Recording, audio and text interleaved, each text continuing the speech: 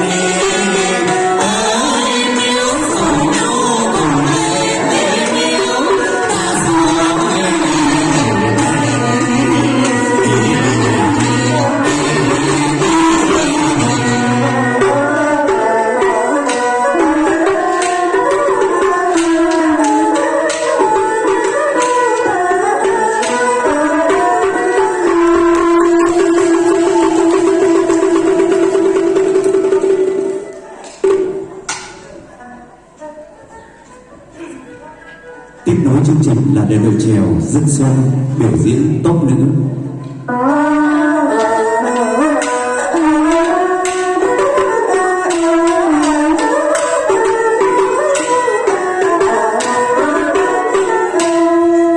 Gõ